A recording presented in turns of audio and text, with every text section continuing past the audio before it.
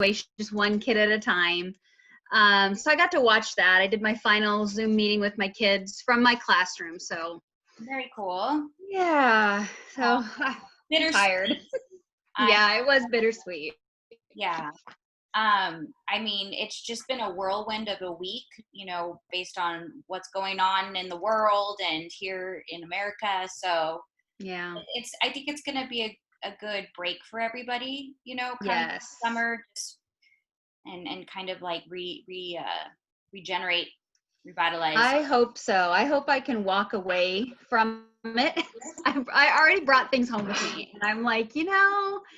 Gonna go back to the classroom at all, like during summer to work, or you're home good now? We go in for 3 days next week. Okay. And then I usually go in during the summer and do a little bit here and there. Yeah. I hate leaving it to the last minute. It gives me such anxiety. Oh, of course. Yeah. No, Yeah. I was a total planner, like all the time, just constantly doing something. Yep. Have you guys, has there been talks as to what it's going to look like when you guys go back next year? There's been a lot of ideas being tossed around, but nothing solid. I mean, we're looking at anything from being completely out to completely in to the blended models. It's kind of hard because you can't plan. Yeah, it is. It's hard. I had a meeting today with my boss, and it was interesting because we haven't made decisions either in our own district, but some surrounding districts have decided to provide all three options to parents, meaning like, you know, either full-time, or you could do distance learning, you know, the hybrid model, or complete virtual learning. So it's very interesting that they have decided upon, you know, opening that up. Yeah, hearing the parents talk about it, I mean, they don't want to send their kids, and I get it. There's the camp that wants to send them because they need to work, and then there's the other side that's like, I don't want to have my kids being exposed. So, and I get both sides. I don't want to be exposed. I agree. The one thing though I do get concerned about is just like the mental health of students, and like absolutely that whole aspect. So we'll see. Hopefully, it'll all go well. Hopefully it'll just be normal. Yeah. Hi, Karen. Hi, how are you? Sorry, I was on mute. You're good. Okay, so you guys ready to get started, I guess? Yeah. Okay, do you have the bit.ly is in the chat if you would like to access that. That gives you all the sources for today. And today we're going to be really focusing on the concept of design thinking and how to transition that into the classroom based on either a digital, a digital platform type of learning, and or in class type of learning as well. So it's only two of us, so maybe we could just say this out loud, more or less, than using the Mentimeter, but thinking back to maybe who has been the most influential mentor to you as an educator. Would you like to share, either one of you? Yeah, I can share. I had a really rough time at the beginning of my career, and was let go from my first teaching job, and they never tell you why. Yeah. And of course I beat myself up over it, and I was ready to just leave the profession. And my principal at the next school, she just rebuilt me, and I feel stronger, and I feel like I am a way better teacher. But had she not been put in my path, I probably would not be teaching. Yeah, that's great. How about you, Karen? Oh, there's so many. So this is my 26th year. So over the years, just interacting with so many different teachers, and I've taken a little bit from all of them. And then I think when I became a coach, and now I'm in and out of all the classrooms in the entire district, K-12, like all of the teachers, I know when I go back to the classroom, if I do, I always say before I retire, I'm going to go back to the classroom for a year or two. Just taking so many things that I've learned from all the great teachers in my district. Yeah. There really isn't one that I can say. Yeah, I agree. I mean, you get inspired by so many different styles of teaching and personalities. So I would say probably one of my biggest influencers in the last few years was a teacher that came on board to our school, and she was on my 5th grade team, and she just had a really great dynamic about her. She's total go-getter. She's just very punctual and almost competitive in a way, but a positive competitive, you know, so really just tying everything together with the students and making it a fun experience for them, and then really just making us as a team accountable with one another, and sharing. It was a really great experience. So moving to the coaching role and losing her as, you know, a teammate was such a bummer, but I still get to interact with her all the time because, again, I'm all over the place, right? So she invites me to do modeled lessons, or we'll co-teach together, so it's awesome. Okay, so again, you guys know who I'm Heather. I'm glad you guys are here on your Friday with me. Awesome. I hope you guys have a nice, relaxing, or you know, maybe energizing weekend coming up ahead of you guys. I know things are starting to slowly lift here in California, and so, you know, that is helpful, but I know we're all still being very cautious at this time because you never know what can happen. But I wanted to go ahead and share with you all today the idea of design thinking. And I want to say, like, really right now where we are in society, you know, as a nation and as, you know, a global entity, there's so many different things that are taking place that really has forced us to change how we live. And so I think design thinking can be such a great tool that we can use in our classroom to help have our students be exposed to current topics, and then also then have a say and or ideate and or create solutions to things that are taking place within, you know, their own timeline. And so all of these photos come from Newsela.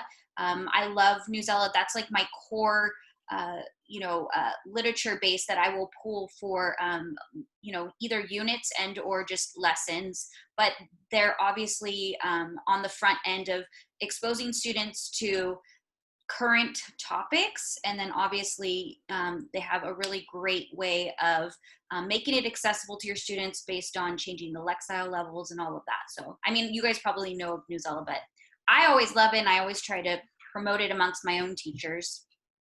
Okay, wait, there we go. Okay, so ultimately, when we're looking at design thinking, it's taking our students through the process of, you know, being exposed to some type of a problem, right? And then connecting it more to that human concept of, you know, what's happening to that individual, what's happening in this situation, but it ultimately can be used as an entire unit or a course that is designed to take students through all of the 5 different modes of design thinking. And obviously design thinking is not just narrowed down into education. So that's why it's a really great way to expose students to this type of thought process, because maybe this could benefit them later on in some other type of profession. So a few years back, I attended a tech fair.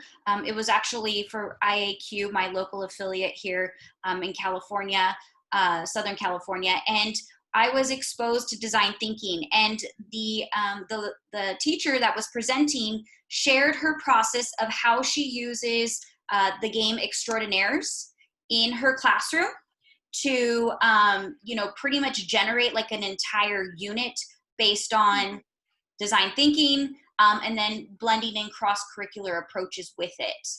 If you have never seen the Extraordinaires game, it's a really great addition to your classroom. I purchased mine, you know, years ago, and it was like on sale for like $40 on Amazon. But since then, I actually have it right here with me. Since then, it's changed a little bit. It's not in the same, like, here's mine right here. It's not in the same packaging as it was previously. So, but you still get all the cards that associate with it. So ultimately you're getting cards based on these characters, and then they have to visually look at the characters. They give them a little bit of a background on who they are.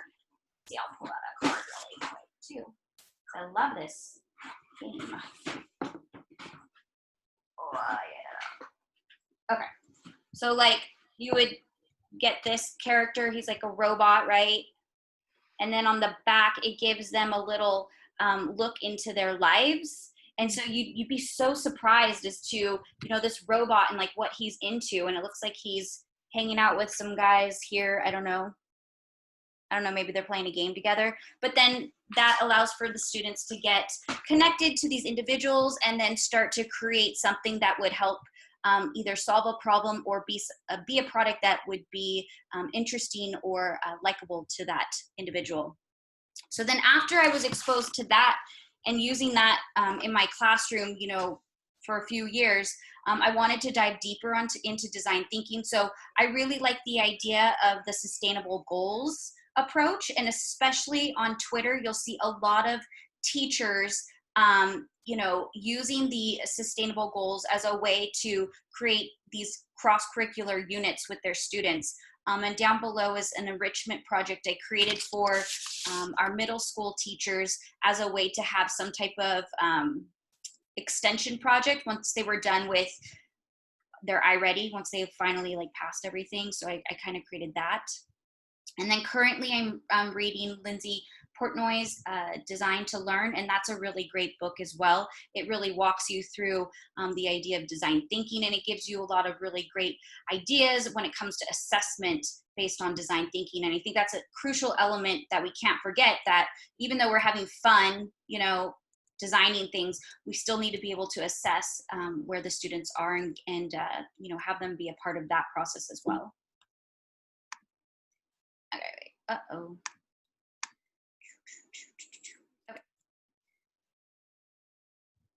So that being said, this is a little view of my classroom 2 years ago. And so that was a really fun time for us. We went through the entire design thinking process with our extraordinaires game. And then we had, at that time, we had families come in and, you know, have the students present what they had, you know, created. So that was really fun.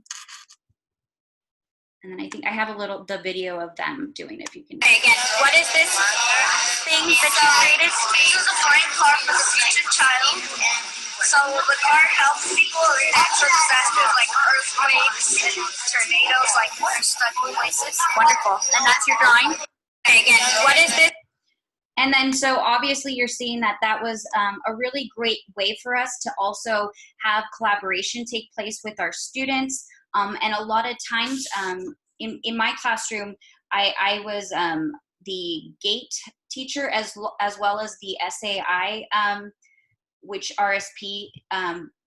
So we had a blend of students with IEPs and then GATE students and then everybody in between. So this was a great way for us to partner up different students with different abilities and strengths so that they could support one another. So if we go through the design thinking process really quick, there's 5 steps. You can generally add in a final step, which is, I believe, was assessment. But if you're just doing the basic 5 steps, that'll get you through quite a bit with your students. So first things first is students are gonna empathize, whether they're needing to understand the individual who they are reading about or the situation.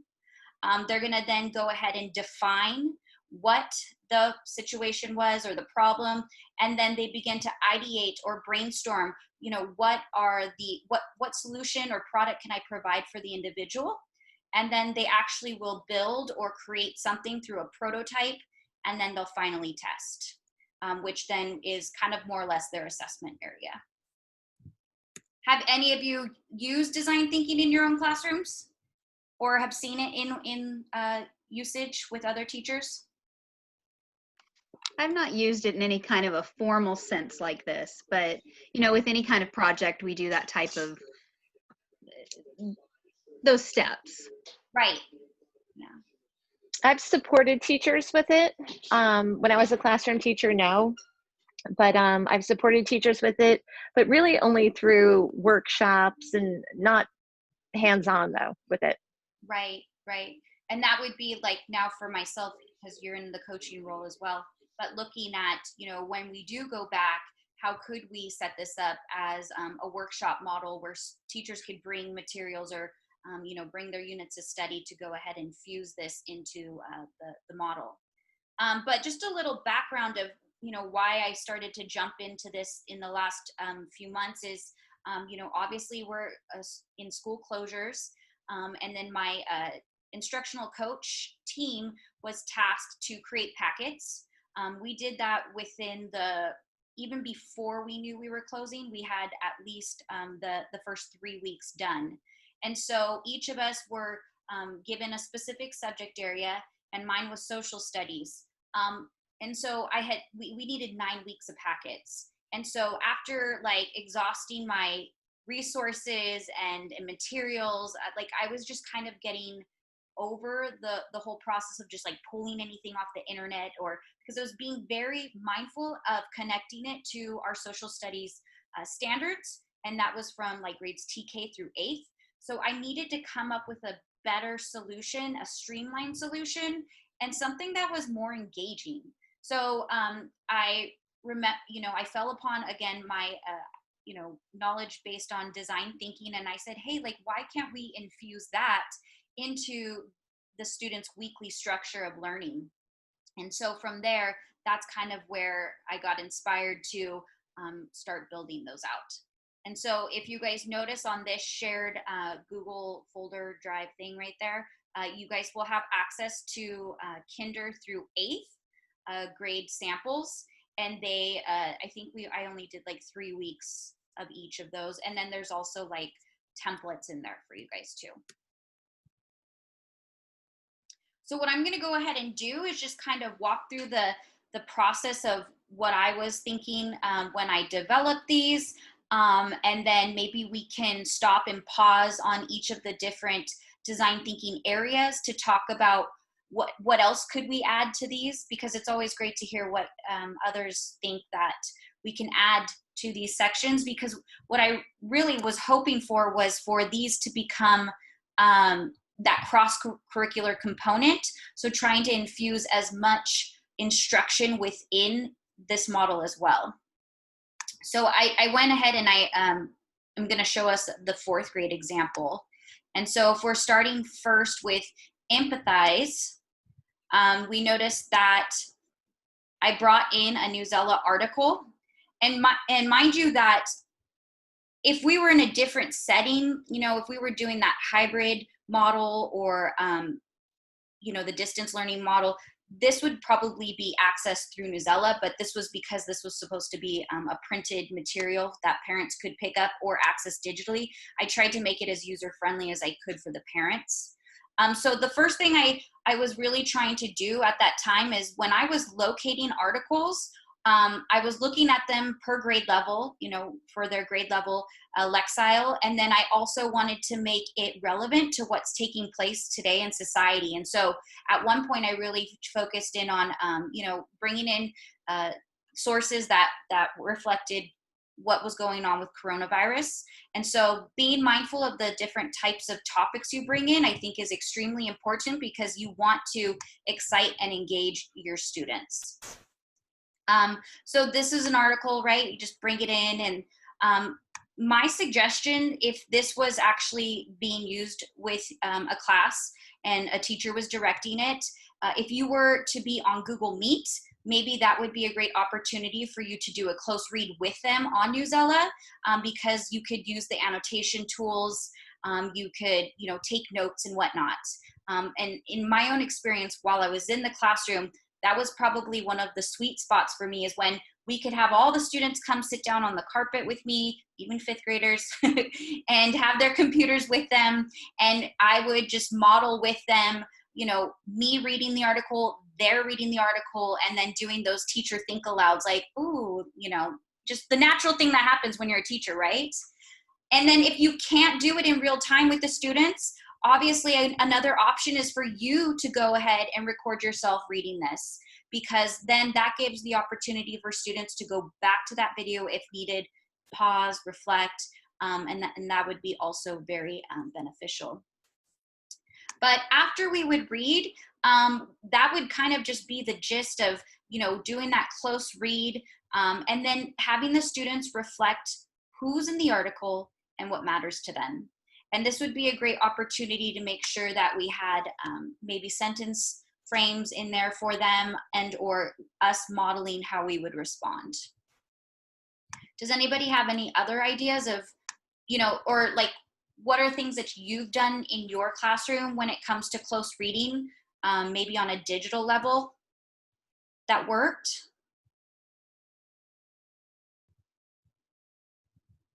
I know. Sometimes I don't make sense with my questions. I think this step in the whole process is so important. You know, so I was a math teacher, so I really didn't do a lot of closed reading and such, you know, but even just working with teachers now, you know, like having the kids have that empathy for whatever it is, Mm-hmm. right? You know, even if we look at what's going on right now in the world, Mm-hmm. you know, just coming at something from a different angle, it's so important for lifelong learning. Right. I definitely feel you on that the design learning process makes it more relevant to students, and it really touches on, you know, their feelings and their emotions, and then how we can be helpful to one another. I mean, it's extremely important right now for us to be reviewing this idea of empathy. I agree.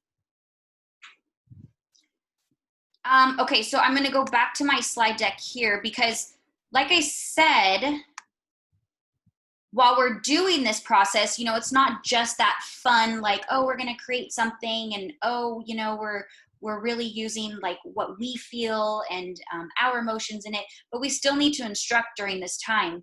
So the next step to this would actually be infusing your comprehension strategies. So maybe day 2, reviewing the article or doing that second read with your students, but then you know, providing opportunities for them to incorporate comprehension strategies. So on the, you know, the left-hand side here, obviously you see your standard, you know, go-to comprehension strategies, but then you can also see that I included some ideas for EDU protocols. And one of the things I want to point out really quick too, this is called the Number Mania data collection form, because obviously we just read an article, so that's more of your ELA base. But then think about what that article contained with data. And so this is a great collaborative activity. It's an EDU protocol where students could work on the same article together and pull out numbers. So say, for example, like 55% of, you know, schools are providing, I don't know, PD workshops for their families, you know. So the students could go in here and put in that 55%, put the fact in there, what source they found, or ask them to go find some different sources on the same topic. This would be a collaborative template for the students. From there, after they do that, after they use the Number Mania data collection form, they can translate that into an infographic. And they could either use like Canva to do it or Google Draw. But there's where you're still making that connection to mathematics, and it's relevant mathematics, right? Because it's within a topic that's current. So I wanted to throw that out there because I'm always trying to find ways to branch out to your math, you know, and make it make sense with everything else that you're teaching so that they don't see it so separately. Okay. So the next area that we're going to look at would be the second step, and you have your define. And this is where, again, a close read, the second close read is probably necessary. You may want to have students, you know, work as pairs at this time to reread with one another, or even just have them record it through Flipgrid or Screencastify themselves. But this is where they're going to be using their inferencing and analyzing skills. So again, what is that problem? They're going to generate that problem statement. And then from there, really pick out details as to, you know, what we know about the problem. So then they're really analyzing that text nicely, and you're guiding them through just this little graphic organizer right here. From there, they're gonna synthesize all that information, and they're gonna have to start narrowing down 3 needs. So what are 3 needs this individual or this situation needs? And you know, this could definitely be a moment in time that you participate with your students in a Google Meet to do this, you know, so that some students might have a little bit difficulty and or they're hesitant as to really narrowing down the needs. So doing it live together might get that inspiration going for your students. So any ideas on define, like how we could connect that into a different type of instructional practice as well? Like what you would do next step?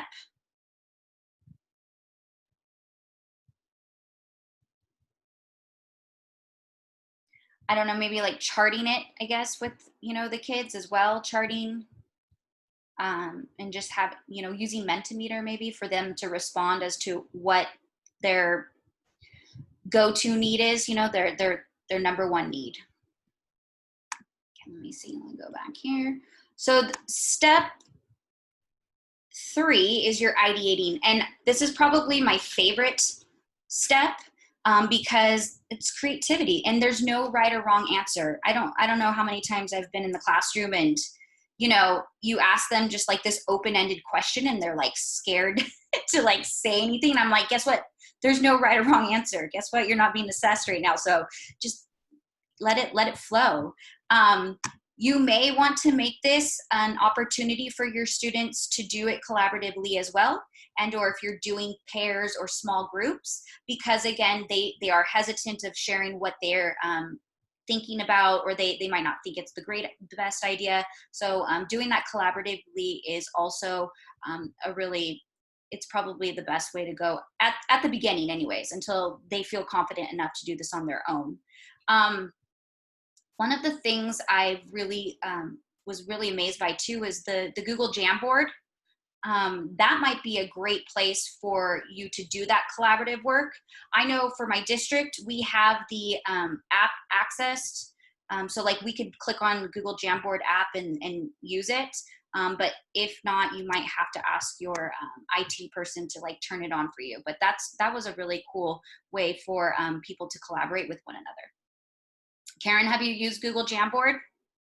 Yeah, we have Jamboards too in our science labs. We have 2 of them. So yeah, they're pre-installed on the kids' Chromebook dock. Yeah. Yeah, so that's there, right? But I actually was able to, like they let me be the guinea pig to try out the Jamboard, you know, right before I left the classroom. And I thought it was a really great tool. And so, but then it's just another thing. So we didn't know if teachers would be, all teachers would be willing to, you know, incorporate it into their instruction. Mm-hmm. Yeah, we only have it in our, we have like 2 science labs that teachers can take their kids to.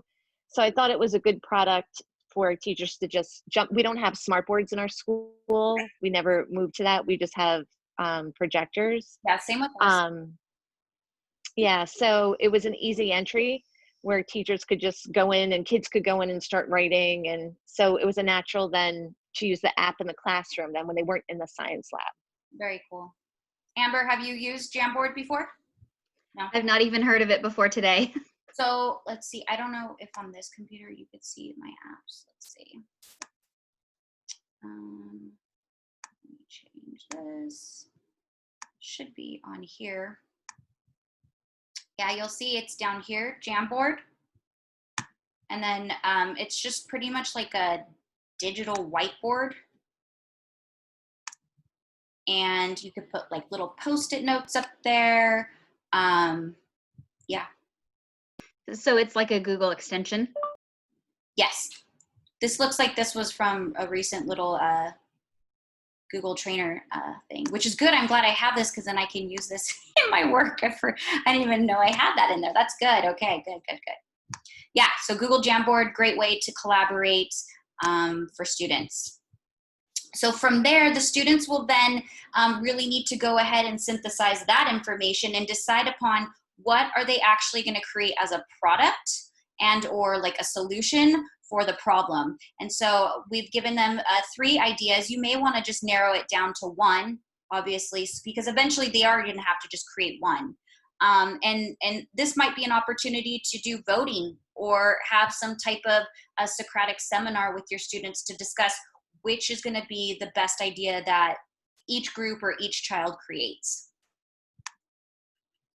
So the next area that we're going to be looking at is the prototype.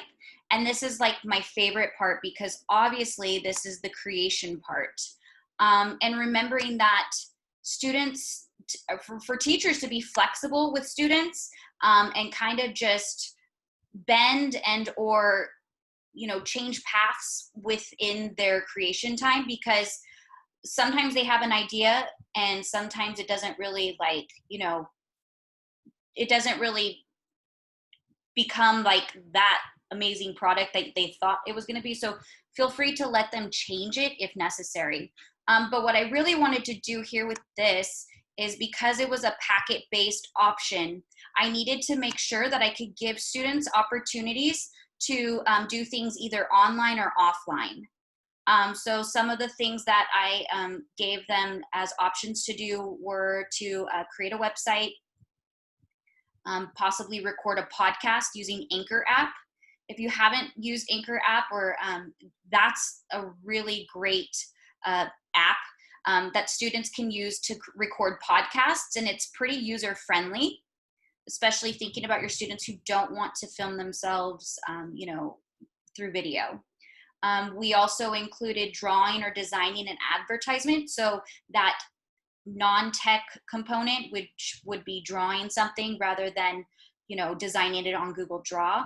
They could record a video, they could write a paper, they could draw a blueprint of sketching it, they could build it. So thinking about that makerspace component, when my students did their projects in our classroom, I mean, obviously I had a pretty extensive like makerspace supplies just from junk I've brought in from my own home and stuff that I bought. But then I also let parents know that we were building and creating stuff. So feel free to, send in anything they wanted to, or they could even write a narrative based on their design. Are there any other ideas you guys think would be cool to include on here that I didn't think of because I exhausted my thought process on these? Yeah, I think it's a great mix of things. There's always so many different apps and websites and whatever, but I like how, even within that, if a kid knew a different website or even how they create podcasts using, an iPad or an iPhone or whatever they could. Or even they're not locked into it. TikTok, like now you have to. Exactly. Yeah. I always like in choice words like that to offer like a free choice, like what didn't I think of for kids? And then they'll let you know. Yeah, that's always relieving to me too, because you try to put as many things out there that are interesting or engaging to them. And then, sometimes you fall short because you're not really with it as they all are. So they can give you an idea that's really, mind blowing. And then you could take that and put that into your own teacher tool belt. But I think one of the things I really want to do as a coach and as we're continuing to lead on, our district for next year, I want to continue to compile offline options as well, though. So that'll be something that I start to just think of and collect. And so after they've created their prototype, then you're in your final area, which is your test area. Now, because this was a packet type of scenario where the kids were doing this at home, it's not really necessarily shown here as to what we would really want when it comes to the testing component, because in the testing component we would actually want the students to utilize their products and or share their scenarios with the class, so that we could see where we would need to go back and maybe do some modifications or redesigning. And so not necessarily really taking place if at home, unless you set up some type of a video recording that the student could do and then share, and have get feedback in that manner. But this is really also where students are going to go ahead and almost assess themselves, and really reflect on their time during this entire process. So they're going to give us the name, they're going to write out materials, and really just shed light as to what the purpose of their product was. And so, like I said before, this, if this was, rolled out next school year based on whatever type of, environment of learning that's going to happen, hopefully there could be eventually some type of a grand end where the students could share their products with either, other students in other classes and or their parents as well. So think of it almost like as, your new and updated science fair. Have any of you in your districts kind of transitioned with your science fairs into a different type of model, like a designing model? Amber? Your dog? It's all good. How about you, Karen? We never really had them. We did smaller type science fair things, but more like in classroom, but not like a big thing. Right. What we've moved to over the last couple of years is trying to get outside voices in.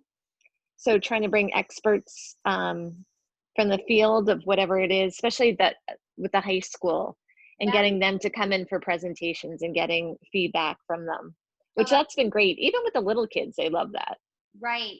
Yeah, no, I think having those outside sources that's sometimes much more beneficial than, having students stress out and create these projects. At least they can see what it looks like to be in the actual occupation, right? And talk with the person.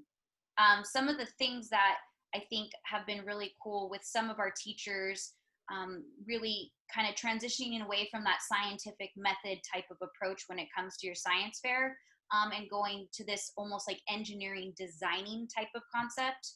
So one of the things I told my students about, I started about 3 years ago, is either you could do that standard science fair project, because a lot of my classroom was project-based learning, or you could design something with a product, and then you have to kind of give us the background knowledge of, what occupation would be connected to this, and then why is your product useful, and then they would actually make a product. So that was pretty cool.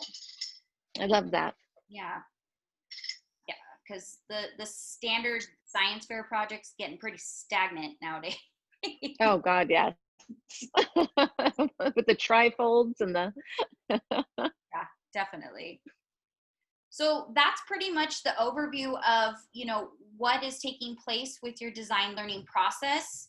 I'm going to go switch back over here to this slide deck. But again, that's, the 5 steps, right, that you could do so much with. So again, let's go ahead and reflect as to how are we going to connect this to our ELA? Well, we see it all over that there's a lot of close reading. There's going to be time for those mini lessons where we're going to infuse the comprehension strategies. There's opportunity for speaking and listening with the students because they're sharing their ideas or they're working together cohesively. You could obviously stem this off into a writing task, whether it's informational, persuasive, right? Like my product is the best because, or even creating a narrative based on, who the individual was or the situation was that you first came in contact with, and then maybe creating a happy ending with what your product did for them, right? And they also are going to be presenting, and they're going to be immersed in multiple means of sources. I think I forgot to mention it, but as we're also like doing these close readings and we're being exposed to written sources, try to bring in as much multimedia as you can. So videos on the topic, primary sources on the topic, so that we aren't just, inundating them with just text, obviously, right? We want to engage them and hear it real life from people that are actually within whatever topic we're exploring. And so this is actually an example of you later on. My students created thin slides based on what their product was that they had created at one point. And so they did it on a shared slide deck so that everybody could see what everybody created. And they also went ahead and designed it either using, I think this student right here was using Google Draw, and then also Tinkercad. Has anyone used Tinkercad with their students? Amber, Tinkercad, it'll be your best friend with your little fourth graders. They'll love it. So it's ultimately like an online 3D digital, creation platform. Yeah. And so they can build and design. It'll take them through the process of building 3D objects or 3D items, but then they could make whatever they want to.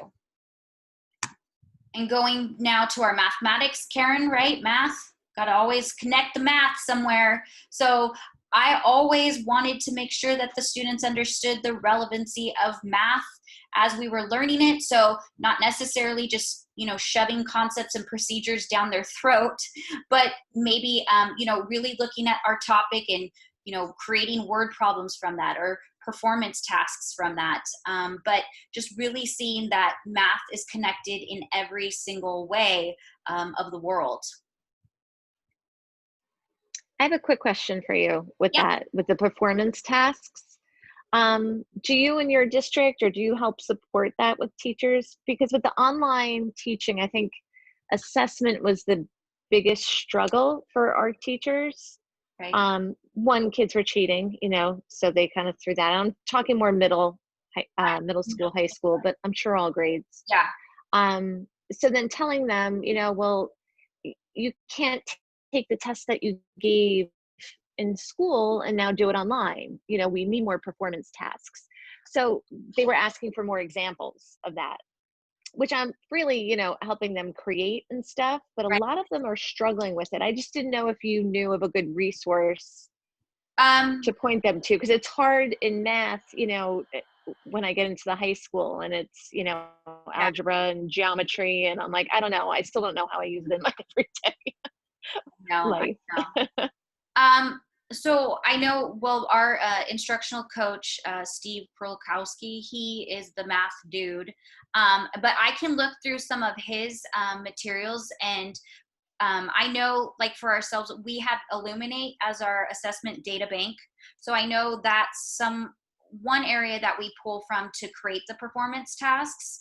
My own experience in the classroom too is then Google searching like 5th grade performance tasks based on whatever standard we're looking at, and developing from there. So like looking at, if we're talking about the coronavirus and how children are reaching out with one another, maybe using that as my perspective of how I'm going to craft that towards mathematics, but I can get some sources for you, Karen.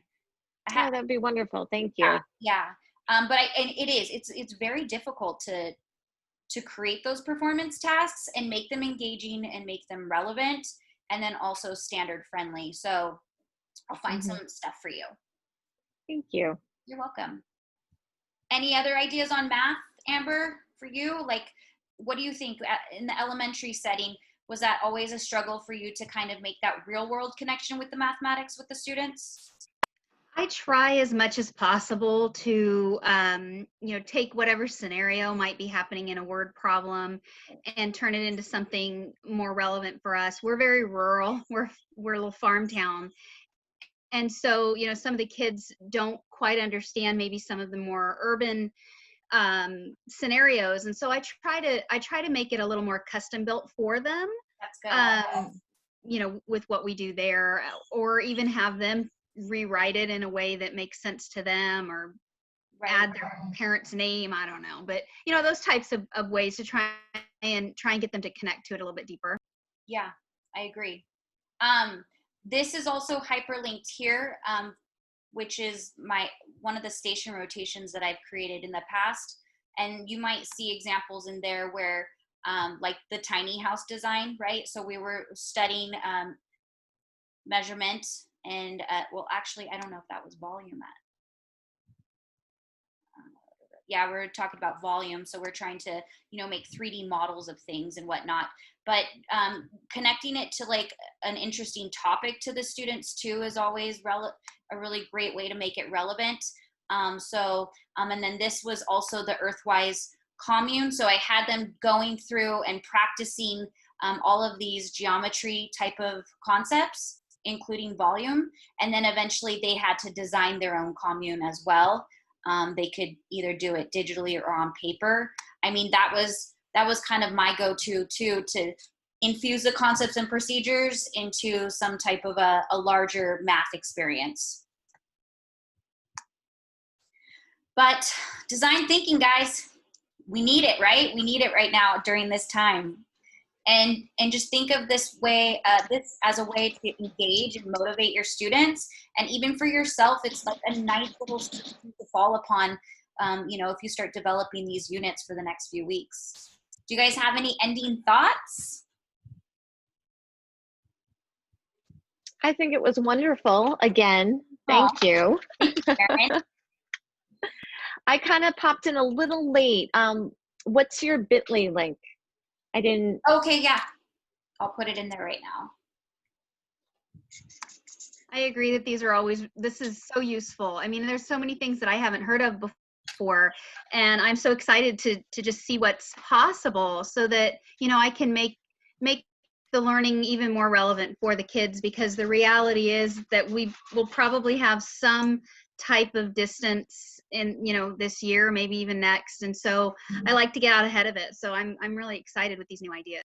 Awesome. Yay. Karen, did you get the bit.ly link?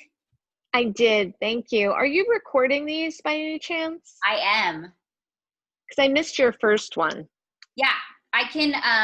So I know that Karina Placentia was, organizing all of this. I know that I am recording these, and then I think she's going to compile all of them at the end.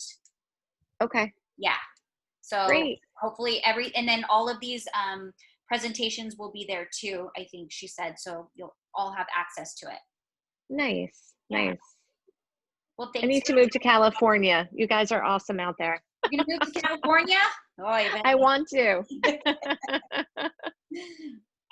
Well, we still need you all on the East Coast over there too. We got to share ideas from coast to coast, right? Yes. Yeah, it doesn't happen enough, and it needs to. I know. I'm glad.